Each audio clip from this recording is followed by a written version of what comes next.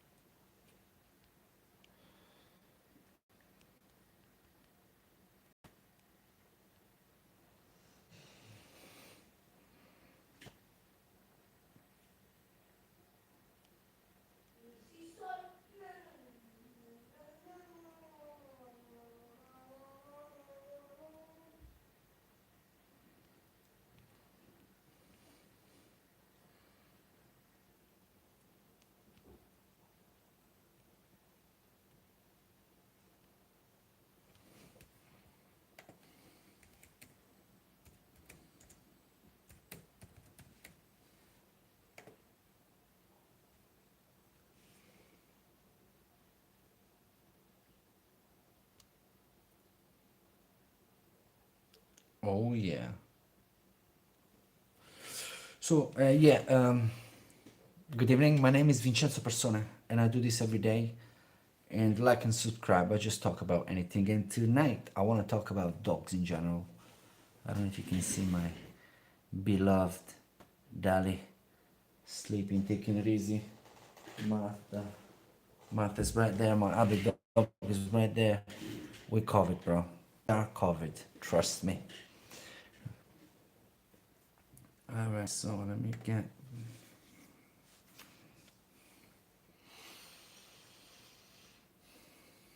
this thing started.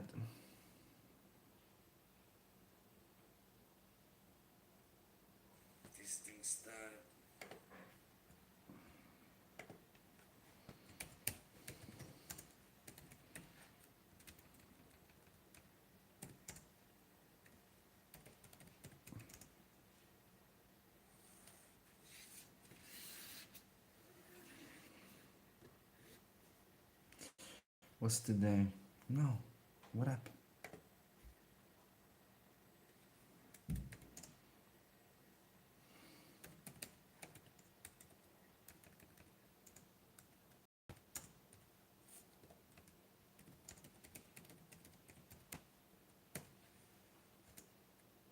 Alright. So let's get French Bulldog, man. You know, I was reading about the French Bulldog now because I like to read what like Wikipedia says, you know, about different breeds because I wanted to get a French Bulldog for a long time because they are lovely. They are lovely. Let me just see. They're lovely. They're tiny. It seems like you can carry them everywhere, right? But the one I met, you know, they all got a bit of temper about them. You know, they have a little bit of temper about them, and I know they got some kind of breathing problems as well. So they are a little bit of trouble in terms to that, you know. They're not the easiest dogs to have, you know. They require a lot of attention, a lot of things because of the nose, right? That is all kind of coming in. So yeah, but they're lovely, man. French Bulldog, man. But I wanted to see about their temper, bro. French Bulldog temper. Let's see what Gemini says. German Shepherd, bro. We're gonna speak about the German Shepherd in a minute. We're gonna cover them all. You ask the breed you want me to look up and search and talk about, and I'll talk about it. Right? Just chat to me, and we talk about the dog you want. The French Bulldog is widely known for its affectionate, playful, and easygoing temperament, often described as a clown in the cloak of a philosopher. Anyway, these dogs are popular companions to their charm and adaptability to urban living. Yeah, man. But I thought they had like a, no, instead they say they are calm and adaptable here. But I guess it's down to the owner, right? You gotta be, you know. Because this is the thing about these tiny little dogs, yeah. I feel like the owners of these tiny little dogs don't put that much effort into like training them as because they're tiny. What they gonna do? They're so little. But to have a very like uneducated, not uneducated, does no, forget about that.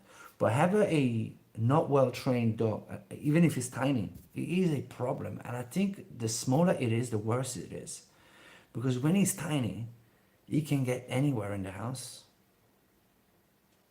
Because he's tiny, he can get into the little corners of the house, and he can tear. They can still tear the house apart, you know. These little dogs. But like I said, they are lovely, bro. And when they are puppies, oh my god, my heart just explode. But I have to tell you, if I was to get a tiny dog, I will get what's the mask dog? What's that breed? Who's gonna tell me? Who? Let me ask you on the chat. Let me ask on the chat.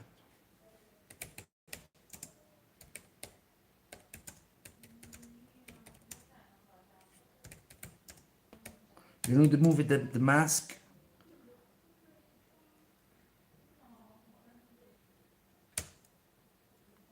You know the movie The Mask? In the movie The Mask, Jack Russell, mate. I'll answer myself, no problems. Let me ask Gemini, because you know, once you get used to this flipping AI is good, man, because they kind of.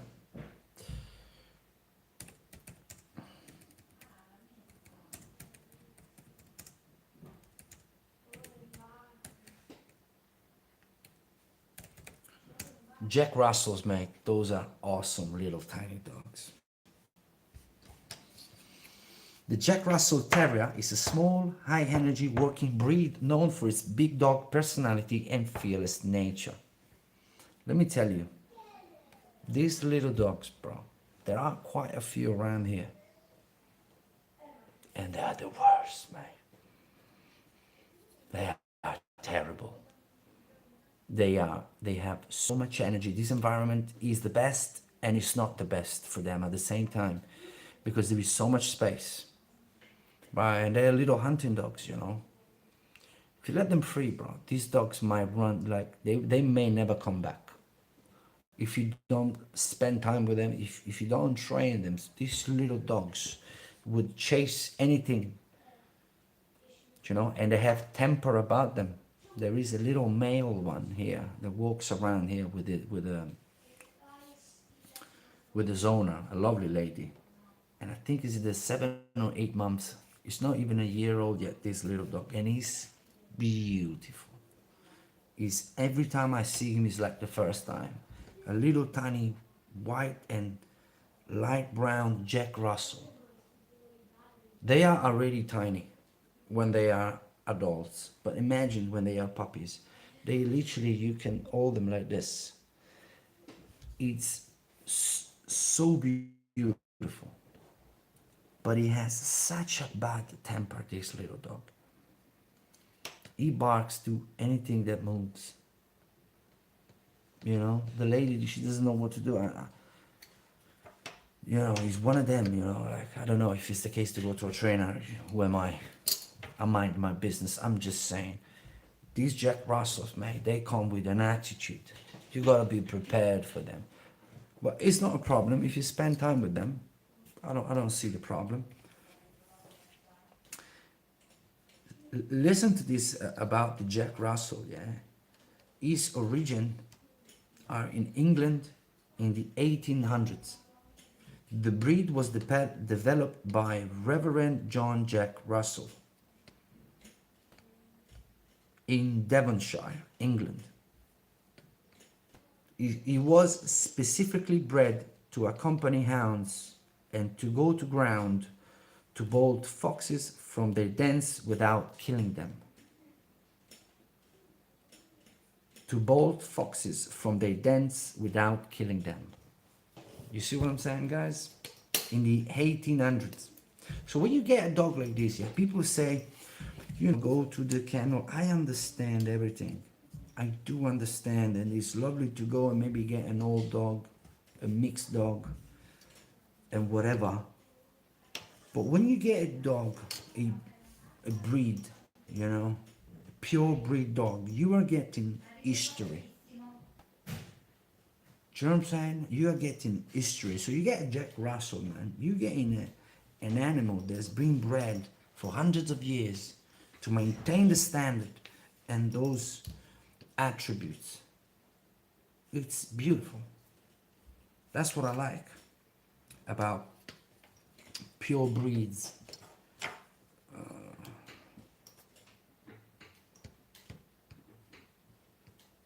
They are still talking about the Jack Russell. Let me write it on the chat.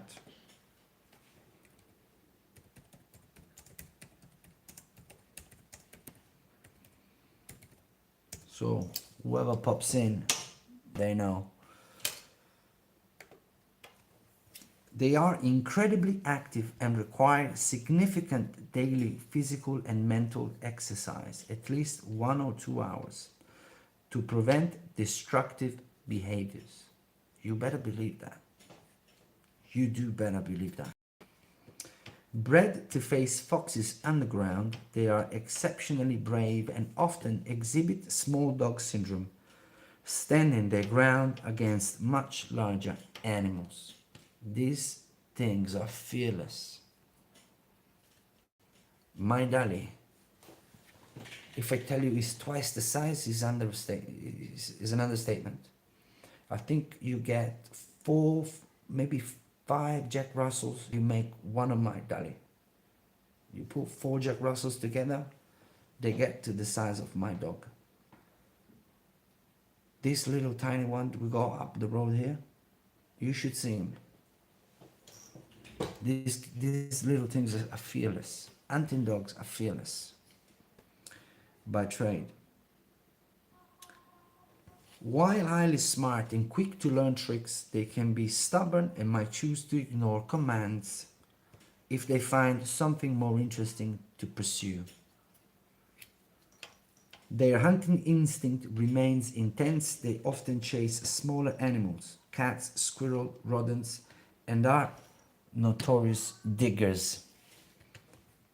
Loyal companions, they form very strong bonds with their families, often following their favorite person around. They are alert watchdogs and frequently bark to communicate or alert owners to changes in their environment. Look, they are tremendous dogs, man.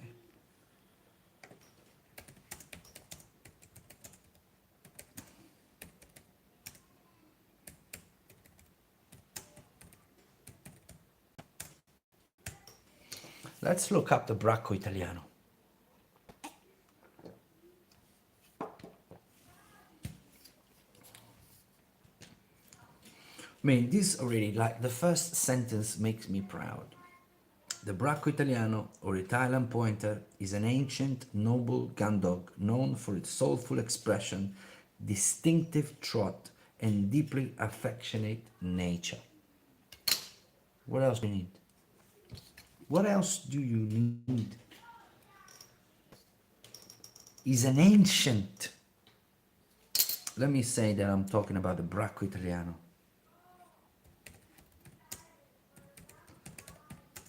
Because if you pop in, you know what I'm talking about. But I might stop because nobody's there, so what's the point? But me, it makes me super proud. Like, I don't know, it sounds so cool. It's an ancient, noble gun dog known for its soulful expression, distinctive trot, because they don't run, they don't sprint. I mean, they do, but they trot when they hunt, and deeply affectionate nature. Dating back to the 4th or 5th century BCE, it is considered one of the Europe's oldest pointing breeds and an ancestor to many modern pointers. Right there. That's the one I'm talking about. That's the one I'm talking about. Dating back to the 4th or 5th century before Christ. Brother, do we understand? Check this out, because this is nothing. Prized by the Italian nobility, such as the Medici family, during the Middle Ages and Renaissance for hunting feathered game for birds. The breed was once divided into two varieties, the lighter built Piedmontese Pointer, orange and white, Maidali, right there, specimen, and the heavier Lombard Pointer, the brown Roan. Some of Dali's brothers were of those colors. These were merged in the early 20th century to create the modern standard. That's why they come in either in the light brown like him or dark brown as well, which are beautiful, absolutely beautiful. Originally used to drive game into nets, it evolved with the invention of firearms into a complete gun dog that flashes, points, and retrieves. Because of course, man, I didn't think about it. Because it was his roots are back to the 4th or 5th century BCE. Of course, there were no flipping guns. I didn't think about it. So these dogs were around before guns were used for hunting. You get history. When you get a dog like this, and I don't sell Bracco Italiano, I don't breed them, I don't have any business, I'm not trying to sell, the breed, but they're just special. Check this out, because this is nothing. If you think this is wild, this is nothing. Temperament and character. Gentle and docile. Or docile. I don't know how you pronounce that. Unlike many high-strung hunting breeds, the Bracco is known for being exceptionally calm and gentle in the home. They form intense bonds with their families and are often described as lapdogs. Despite their large size, they thrive on human companionship and do not do well if left alone for long periods. This dog, I always say to my wife, if this was a Jack Russell, if Dali, my dog personality, would just be transferred into a Jack Russell, it would be, that dog that is always in your arms or on your neck, or always, because he wants so much contact. Like he likes, you see now, yeah? If I go there next to him, right, I will not bother him at all. If I touch him, if I get close to him, if I hug him and we sleep a little bit together, he will not be bothered at all. He loves it. He's so affectionate. They're so sweet. And with my little daughter, I have a 2-year-old daughter, and you won't imagine what she does to him. And he's so gentle and calm. Whether my border collie is completely different. If she's on the sofa like that, she don't want to be touched. She don't want to be, she's sleeping. She don't want to be messed with. Such a sweet character. They thrive on human companionship. Check this out. Sensitive soul. This breed is highly sensitive and does not respond well to harsh discipline. They require patient, positive reinforcement-based training. Absolutely true.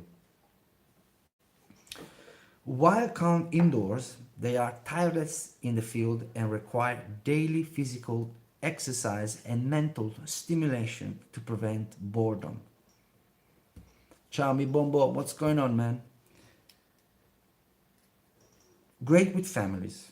Their patient and easygoing nature makes them excellent companions for children, and they generally get along well with other dogs. My darling got no problem with other dogs. No problems. Males, females, does not matter. I'm good, my bombo. What's going on, man? You good? What I was saying? They have, check this, they have an extraordinary sense of smell and methodical ground covering trot that is unique to the breed. Bro, what else? What else? What you draw? What you drawing, man? You know I draw too. You want to see on my paintings?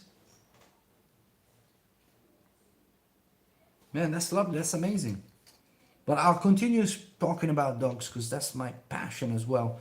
But yeah, let me know. I'll go grab one of my paintings and I don't know how you could show one of yours to me. But yeah, man, that's the story about the Bracco Italiano. And let's go with the German Shepherd.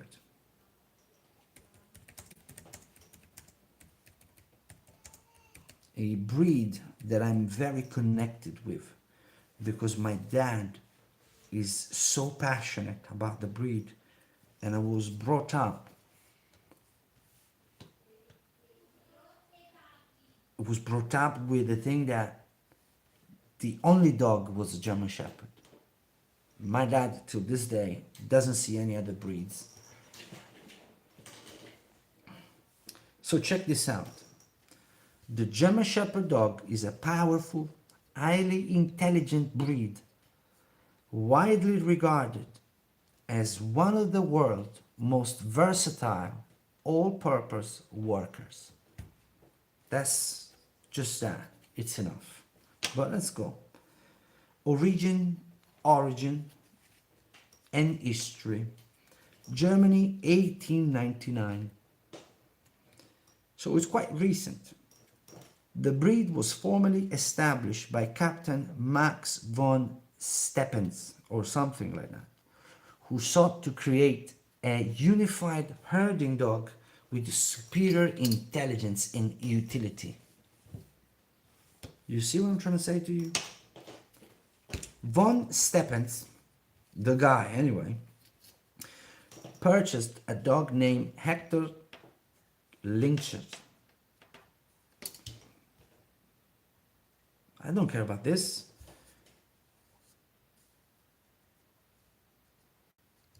As industrialization reduced the need for livestock herders, the breed was successfully transitioned into police and military roles due to its courage and scentic ability. You know, they used to smell things. Nah, man. Let's go to temperament and character. Highly intelligent and trainable, ranked among the smartest dog breeds. They are exceptionally eager to learn and thrive when given a job to do, such as agility, tracking, or obedience. Fiercely loyal and devoted, often called a one-man breed. They form an intense bond with their primary caretaker and are known for their unwavering devotion to their family. Unlike more social breeds, the GSD is typically reserved with strangers.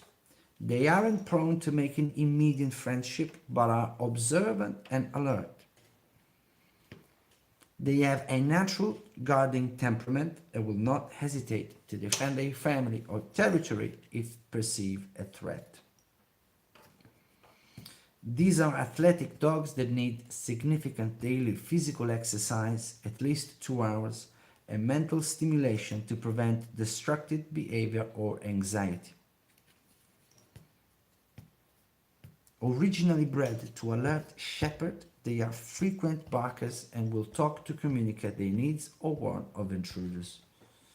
I can't say all I'm reading confirm. I can confirm all I'm reading because my German Shepherd, because I'm crazy, bro. Right?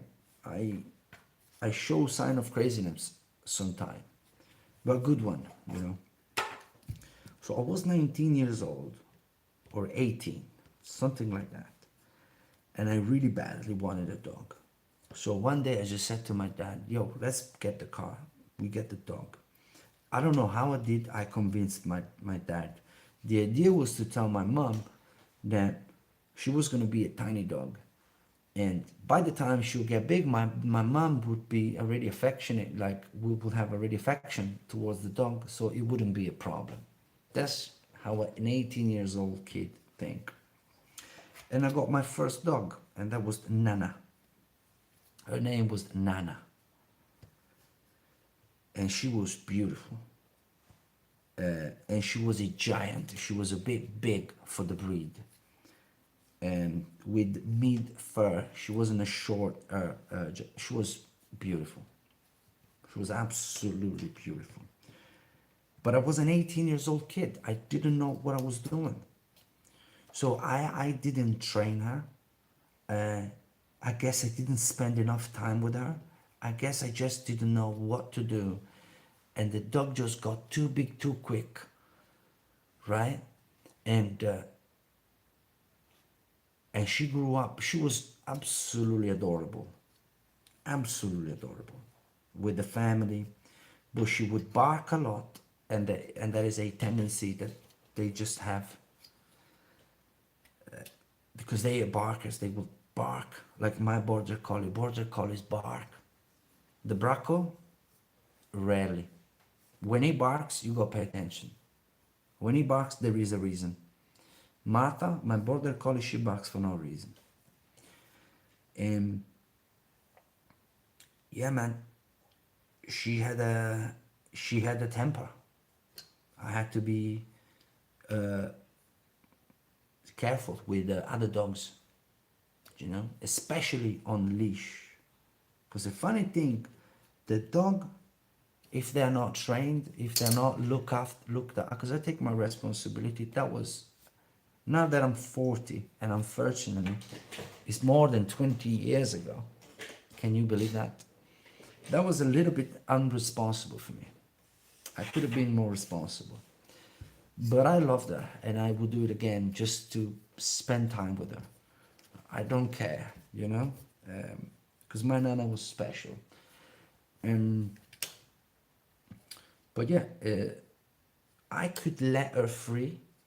I had a good recall, okay? But the thing with the German Shepherd is this. My Bracco Italiano is big. When he's free and people come across him, they're not feared.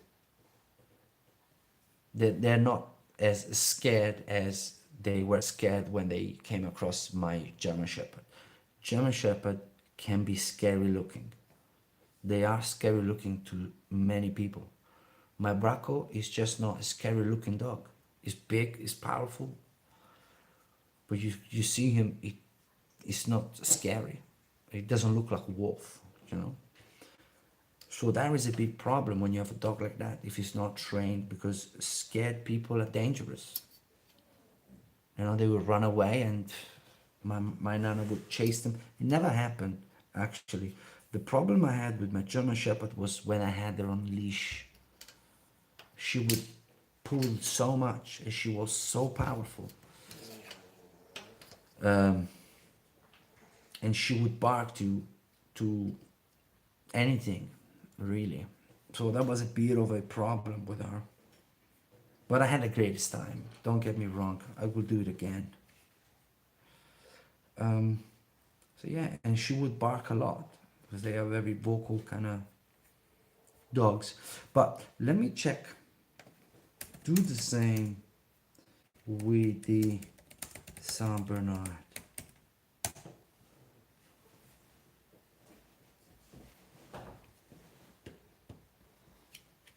This is the dog that I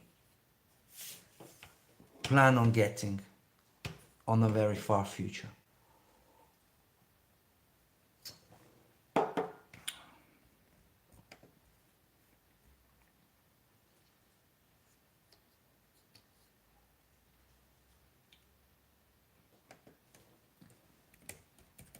Let me just say it on the thingy.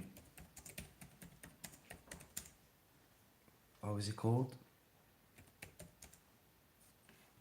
Hang on a minute.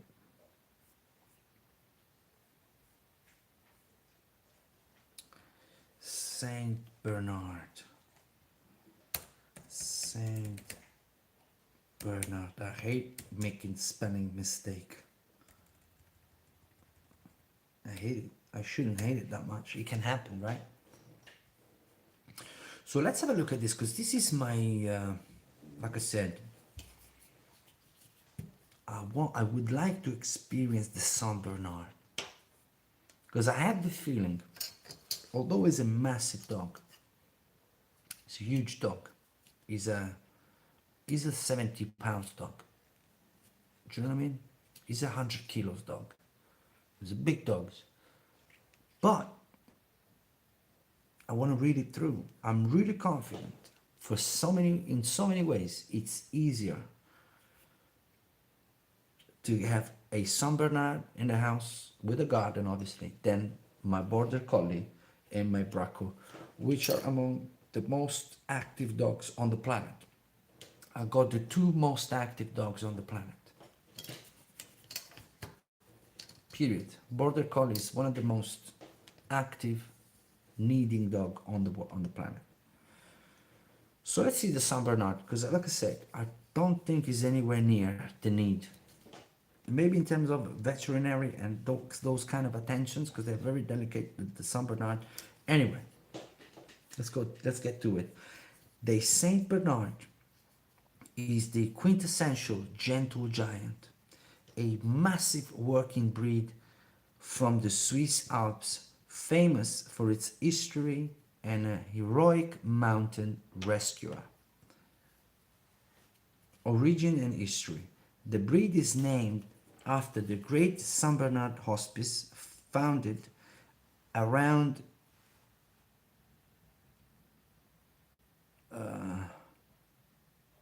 I don't know how to read that. By Bernard of Menthon on a treacherous pass between Switzerland and Italy. Monks at the hospice first acquired these dogs between the 1660s and the 1670s.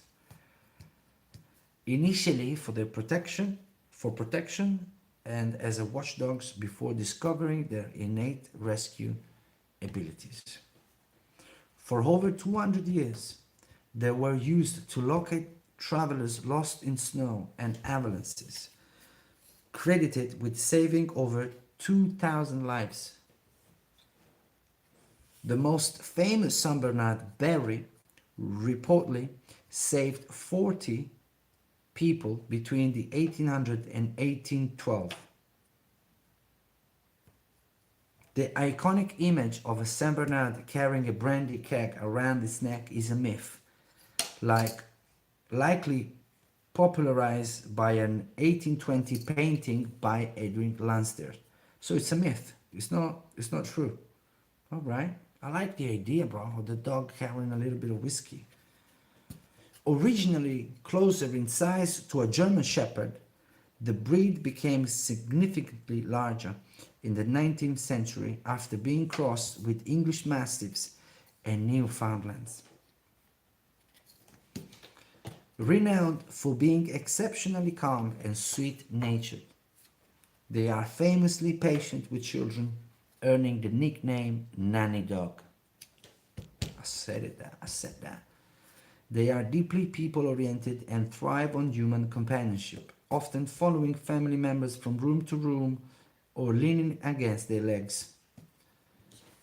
Low energy but large. This is the point that I want to know about.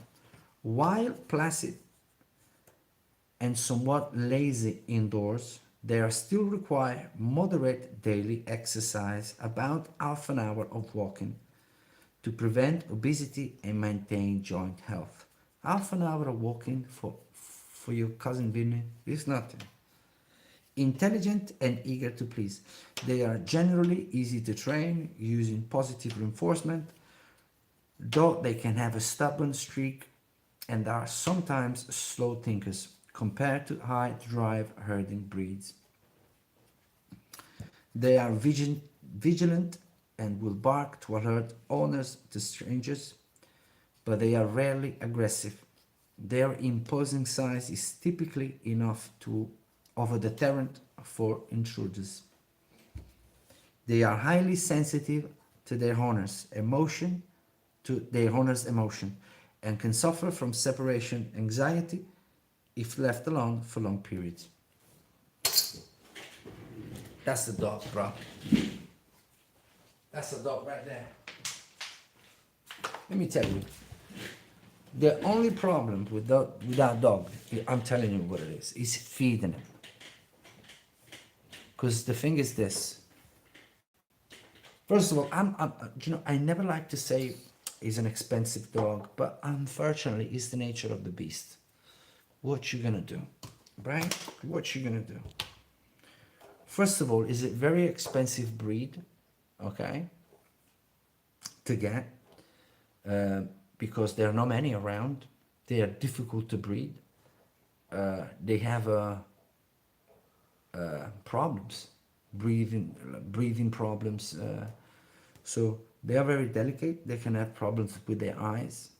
So you go get a good breeder first of all, somebody you trust in a. I don't know how you're gonna do that, but yes, something like that, and that would mean getting a very expensive dog, and I'm not into that. Okay, and then feeding him, bro, because these dogs eat. He's big because he eats a lot. For the rest, it's easy work, man. He stays on the sofa for most of the day. Then I walk him around for like an hour and I'm done with him. And he's just chill out with me. We spend time together. I mean, that's easy. In my world, that's easy. Yeah, it's big, it takes space, but I don't see the problem. Do you know what I mean? The problem may be the Italian summer. That could be the only problem, because they don't do very well during the summer. You know, they don't do very well. They like cold temperatures. That's for sure, and they can have problems.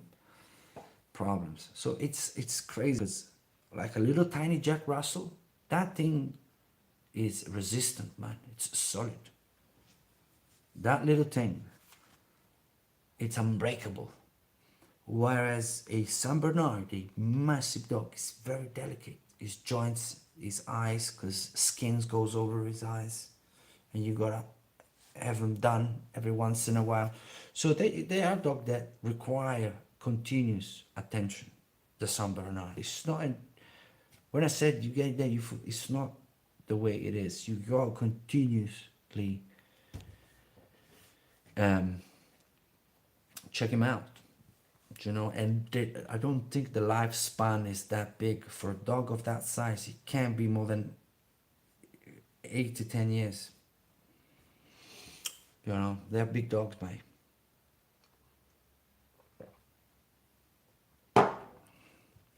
So what next? What's next? But I would love to experience it. We'll see how things play out.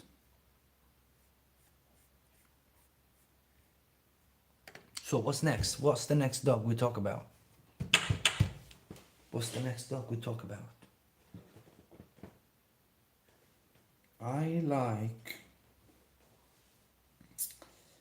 Let's, bro, my Martha, man. That's disrespect if I don't talk about her. My border collie. My beautiful Martha, the sweetest, the most lovely dog on the planet, my Martha.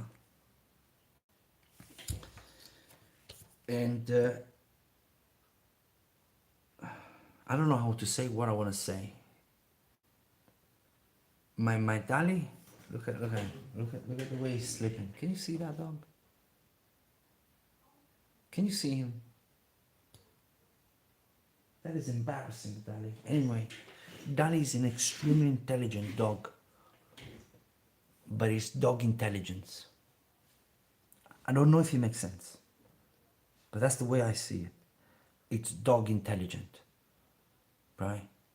It's an intelligence that I can relate to a dog. Martha, with the way I feel, she understands me, understands my mood, understands everything. She feels human to me sometimes. I'm sorry. I don't mean to, but that's the way it is. Martha, my border collie, they get, bro, they understand you like humans. They understand you if you're upset, if you're in a good mood, this and that. I talk to her. I mean, literally, with my Martha, I just talk to her.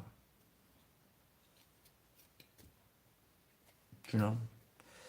And yeah, that's the thing with border collies. It's, yeah, she feels human to me sometimes.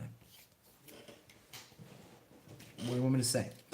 The border collie is widely considered the smartest dog breed in the world. A high-octane workaholic with an intense stare that can move entire flocks of sheep.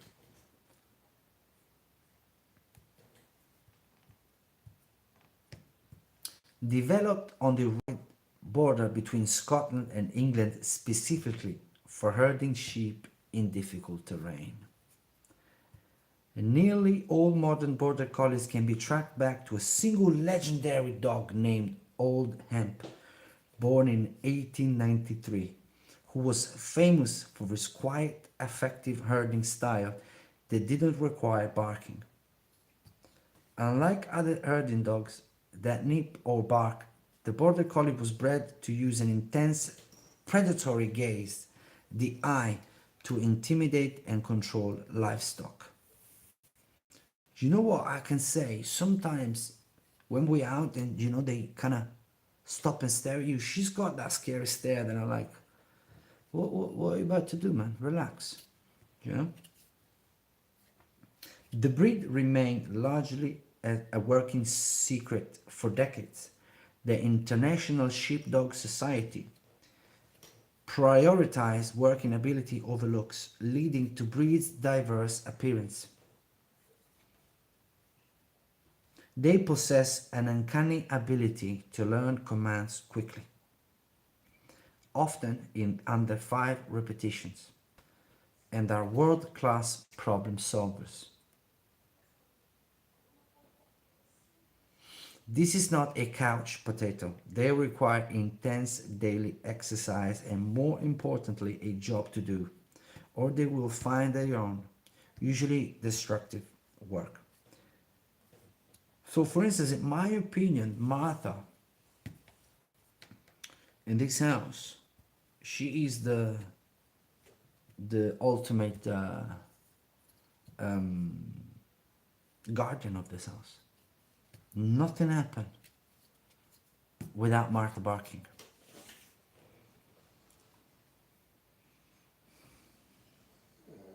Without sheep, they may try to hurt children. I agree. She tried to hurt me and my wife when we walk. Other pets or even moving cars by circling and nipping at heels.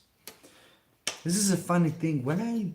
Because Martha Agor in England, when I was living in England, and she would go to this lady when we would go on holidays. She would go to this lady that had, only in London, this thing can happen only in London. In London there was this app, I think, I don't remember very well how we found this lady, I think through an app, where you can get these ladies that they literally they home your dogs for whatever long. And this lady had like 10, 15 dogs in the house at that time, you know. And she told me that Martha would nip at the dog's ears to gather them. Yeah, nobody taught her that. That's just a natural instinct, which is beautiful when you see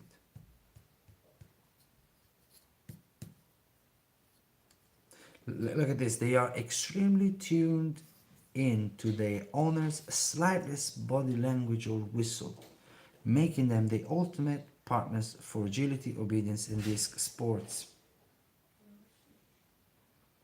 But for instance, my Martha never had any interest in balls, frisbees, sticks, never ever. Martha had I don't know, she just liked playing with you. I used to do a lot of running. Martha run a couple of miles, you know. She's got some miles on her clock. And but she never was interested in any of that. Never. Which is odd, but it's what it is. Zero. You throw a stick at her, she goes, no interest, never. And I tried. Yeah, man, fascinating, bro. Everything is fascinating. Let's have a look at the cane corso.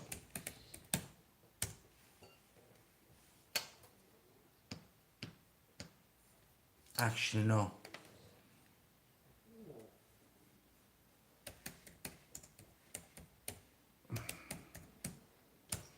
The Argentine doggo.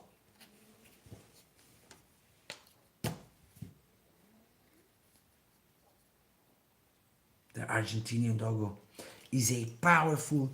When in London, I will see them often because they are beloved in London. In England, I would assume, and I always find them very, very well balanced. I have to tell you, in London, if you go to like North London, any park, right? You get in there, you're gonna see plenty of free dogs running about. Plenty. No dramas. Rarely dramas. Right? In Italy, that's not possible. In Italy, dogs are crazy. In Italy, dogs got temper. I don't know. But it's completely different. Dogs are much, much more well balanced in London, from my experience. No comparison at all. And I would see a lot of these Argentinian doggos, maybe not free off the leash, but they would be good. They would be nice dogs, you know? They would be nice dogs. The Dogo Argentino is a powerful, white-coated working breed from South America, designed to be a fearless big game hunter and unwavering family protector. You see what I'm trying to say to you? Argentine, 1928, created by Dr. Antonio Norris Martinez, a surgeon and professor who used a structured genetic program to develop the perfect hunting dog. Can you believe this? Who used a structured genetic program to develop the perfect hunting dog. Bro.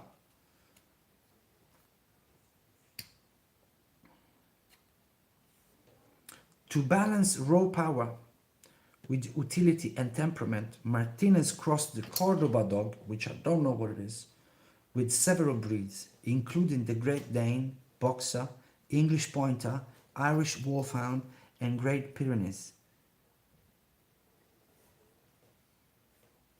It was specifically bred to hunt wild boar and puma across the diverse terrain of Argentine pampas.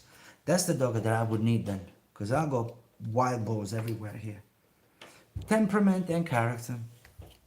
Loyal and affectionate. Despite their tough exterior, they are famously lovey-dovey with their own families, and they often try to be lapdogs. Yeah, my dolly tried to be a lapdog all the time, although it's massive. They possesses, they possess an innate protective instinct. They are generally quiet and watchful, only acting with intense ferocity if they perceive a direct threat to their pack.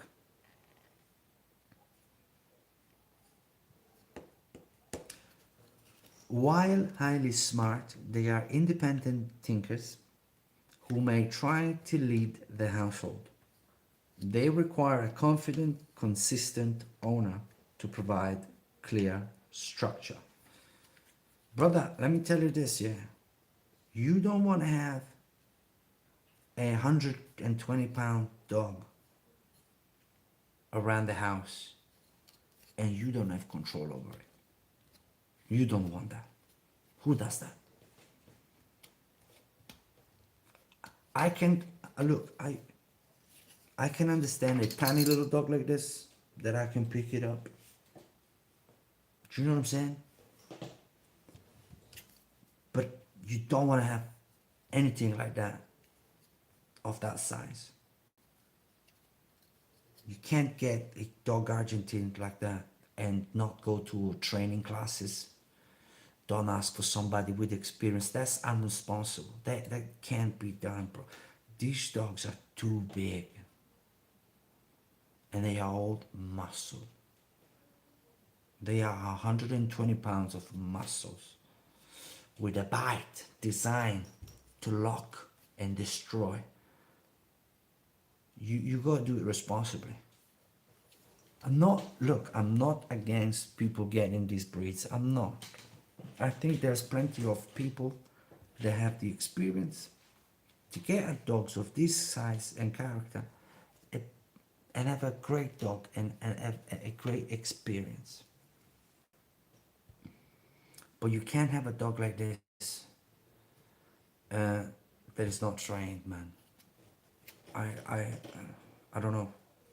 Me, I will never get it. I mean, I like it, I love it, but it's not for my situation. It's not the dog for me right now. You know, because it would mean me to go to training classes is a completely different commitment when you get a dog like this. Because you gotta go to training classes twice a week. You gotta go. You have to make sure they understand that you are the boss in the house. That's the number one thing. Forget about seat, paw, whatever those things are. The number one thing with these dogs, with the dog, with the Argentinian doggo, yeah? You gotta make sure they understand you are the boss. The rest comes along. The rest is easy. But you don't want him to think he's the boss of the house. It can't happen.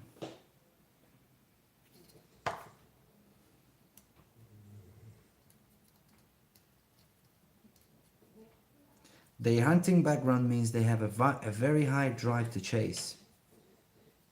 They may not be suitable for homes with smaller pets like cats or rabbits. I get that. They are not suited for sedentary lives. Without vigorous daily exercise and mental stimulation, they can become bored and destructive. But that goes to for every dog. There's no dog out there that doesn't become destructive if it's not played with a little bit. Consistent with their hunting heritage, they are typically silent and rarely bark unless necessary to alert their owners. Beautiful dogs, man. When you see one of them, you'll be like, wow, because they carry so much muscle in that frame. Like there's not a millimeter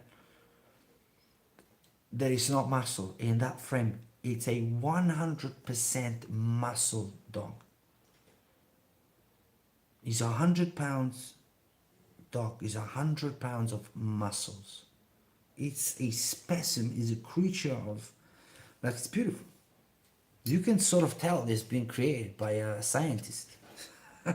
Because seriously, it's a specimen of a creature. Specimen. Last dog we do, and then we call it a day. I hope I'm getting likes and subscribes. Are you subscribing, my brothers? No. Nobody. No likes, no subscribes, no subscribers. That's rude, man.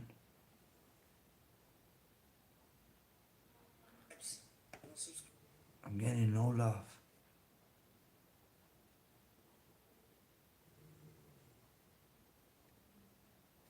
Anyway, I keep going. It doesn't matter. Like and subscribe if you can. I keep going. I don't care. Last dog of the day. And it will be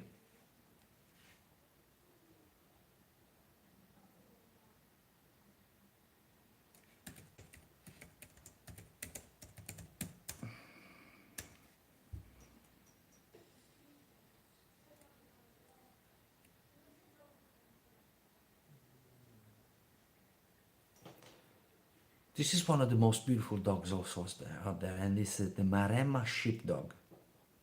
Massive looking dog. As big as the Argentinian, as the Saint Bernard. A massive big dog. Is an Italian, is Italy's majestic guardian of the highlands. A breed that views its flock and its family as a sacred trust. Sorry, man, it's not even my mother tongue. I'm reading it so much.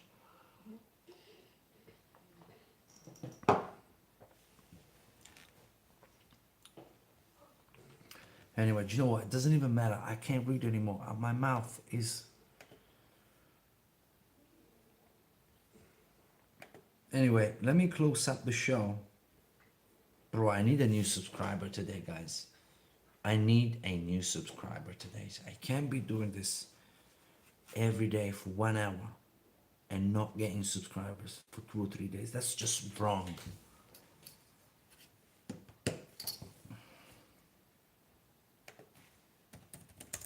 Like and subscribe. Come on now. Anyway, I ended up not telling how I got my dogs. I'll tell you next time. Please don't forget to like and subscribe, because I can't keep doing this.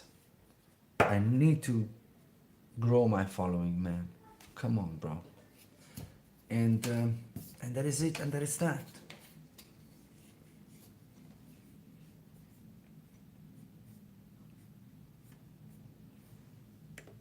Oh, let's see what happened to Liverpool Galatasaray. Come on, man.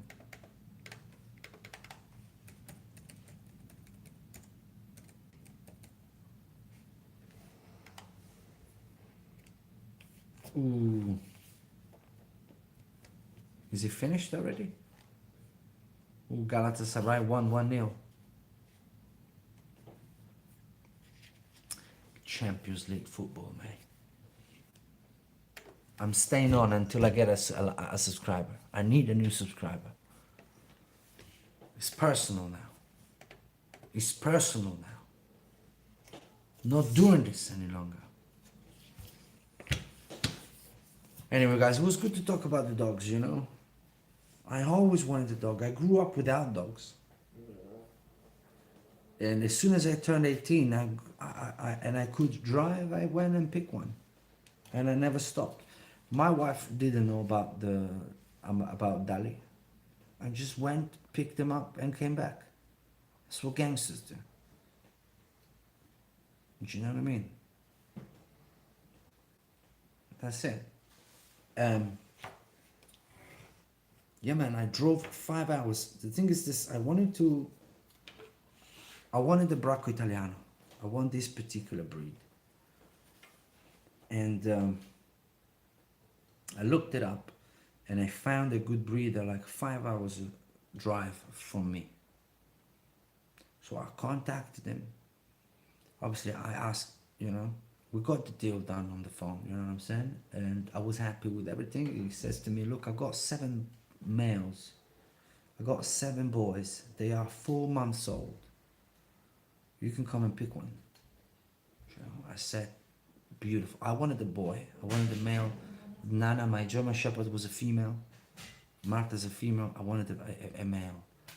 And I said, good with me. But I wanted to go with my son. I wanted my son to experience a kennel, with a lot of dogs. So, but it was 5 hours, a 5 hours drive, and I couldn't do it on my own because my son was very active. He would never, because it wouldn't have been possible with me and my son alone for 5 hours drive. I needed another person with me. So I called my father-in-law and I told him, look, don't ask. Do you want to come with me to this place? I tell you once we get there. Thank God. That's literally what I said to him. I said, I have to take Mike to a place because I got a present for him. I think at this point, he understood it was a dog. But that's, I think, what I said to him. I said, look, I got a present for Mike. I need to go pick it up. It's a 5 hours drive. Do you want to join us? Yes. Good. My wife was at work, or I told her a story, I don't know. But my wife was completely unaware of this. And that's how I like it. You're going to maintain the surprise factor, bro. The surprise factor is healthy in a couple, man. Healthy surprises.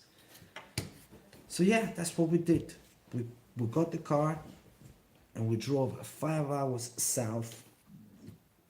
We went to a town called Arezzo, which is center of Italy, and we got to this beautiful villa, this kind of this man place, and you should have seen the scene, because he goes, stay here, I'm gonna go open the dogs. Yeah, don't panic, you're gonna see a bunch of dogs running about. They're all good, they're all puppies, don't worry about nothing. So he goes, yeah, we don't see him. So he goes to open this thing and we see these dogs, this bunch of dogs just running about. And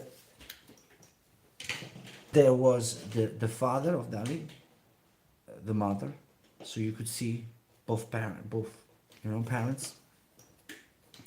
And it was him and his 6 brothers running about.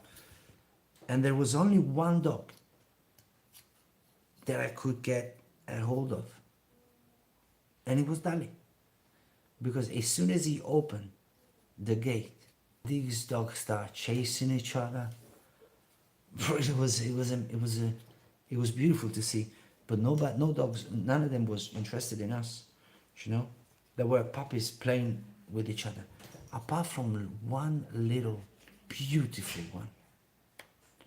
That I promise, I'm not lying to you. My father-in-law was there. Mike remembers it very well. One just stops running about and walks towards my son with his head down like this. In 3 minutes, I turned and I said to the guy, I said, we got our dog already. And that's the story. We got him home and we never looked back. And that's my Dali. The temper of an angel. It's got the temper of an angel. And this is a true story. I didn't even touch the other brothers. I didn't touch the parents. They wouldn't get anywhere near me. But he stopped. And he wanted a little, he wanted to be pet a little bit. And he was so sweet. And his ears were so long. And it was so beautiful. Yeah, that we picked him up. Who's this guy? Listen to me. Let me listen to you.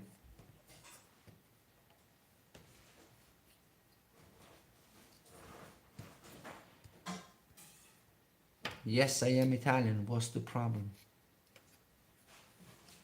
JC, weren't you already Please, first of all, subscribe, please. I need new subscribers. No, you can't swear in this chat, guys. Don't. I don't want to ban you. Yeah. So, don't make me ban you.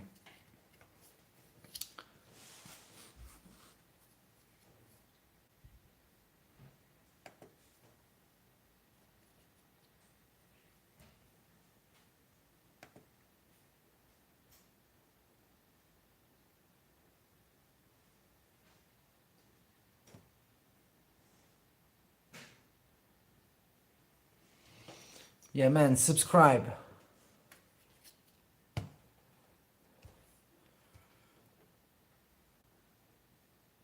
Thank you, JC. I appreciate that.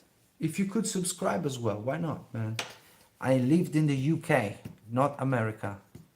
I lived in the UK for 10 years. Yeah. Yeah. That's how I speak English, yeah.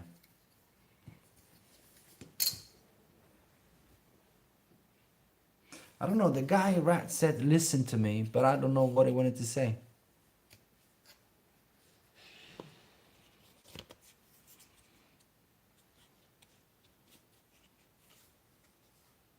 No, man, I moved back a couple of years ago, so I can't tell about now.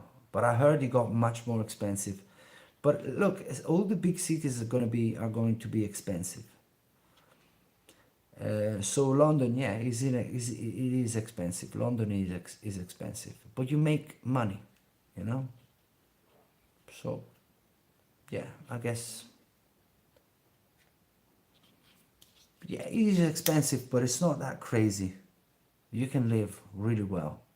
If you work, if you're smart, you can get a little position somewhere.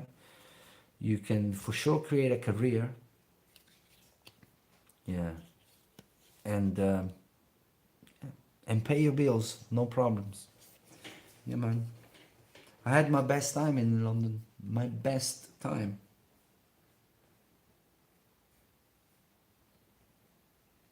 Yeah, where are you from? They all left. That's it. But guys, you know what? I'm gonna say bye-bye. JC, are you still there, or because I'm about to wrap it up? I would appreciate if you subscribe. If you don't, doesn't matter, bro. Don't worry about nothing. It doesn't matter, man. So good, so good. Don't worry about nothing. Ultimately, tonight, the night is won by the German Shepherd with 44% of the votes, 11% Border Collies, 33% Bulldog, and an 11% French Bulldog. I appreciate you guys. I'll see you tomorrow, and God bless.